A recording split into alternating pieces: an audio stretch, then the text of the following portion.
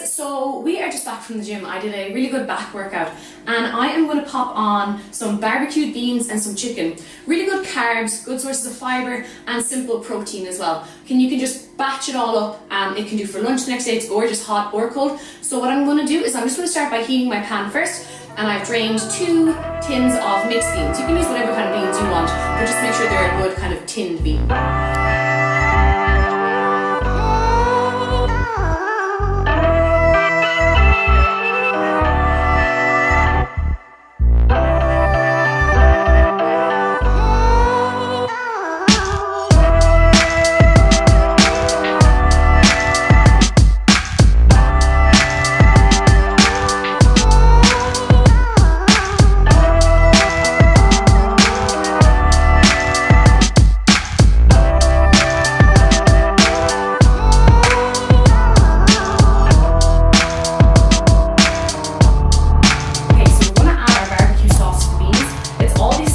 We have a little screenshot of here, and we're going to add about 2 tablespoons of each, except the Worcestershire sauce, which is going to be about 1 tablespoon, and then the tomato passata is going to be about 300 grams. Mine's a 600 gram jar, so about half of that. Put it all in, mix them together, then we're going to pop them in the oven about 160 to 180 degrees, depending on your oven, for about 15 minutes.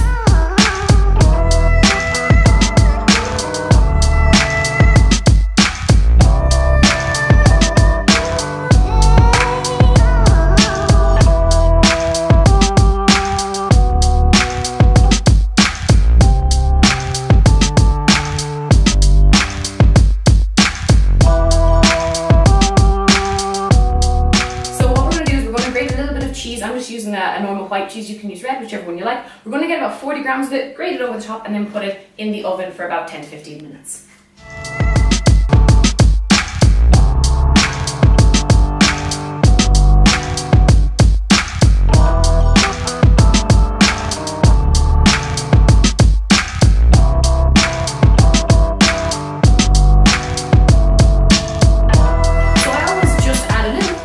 It's a tip I got from a chef a few years ago.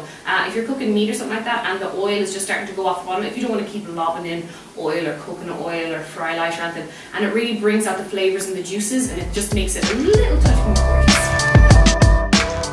So cooking and food are such an integral part to my journey on fitness and to Paul's, because the biggest thing that we see is people have this immediacy and they want to get results now and they don't care about what they have to cut out or what they have to do.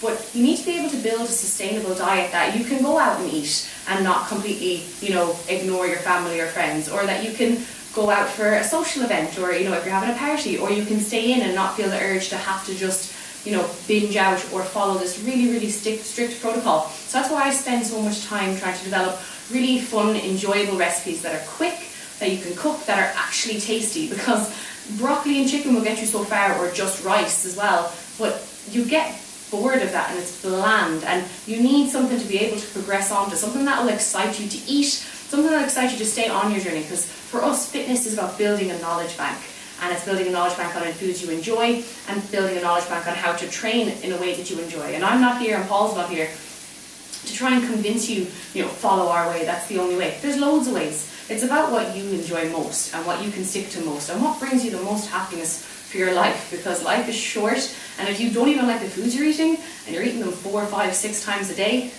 where's it going to get you? So I'm going to plane it up now. So one is for Paul and one is for me. The biggest thing I see with people eating and trying to be healthy is that there's great merit behind what they're doing. So, they're eating better foods, or they're eating more green things, or whatever they like to deem it as, but it's their portion sizes that are throwing them off. So they think, having this beans with a little bit of cheese and some chicken is okay, but they'll eat the whole thing, and it's still too many calories. And people have the argument of, but good calories are good calories, but from my experience, it's just eating too much is not going to get you where you want to be. So I'm going to be really careful in portioning it up. Paul has the appetite of a mini horse, so he will be getting a little bit more than me, and I'm going to keep it a little bit smaller for us.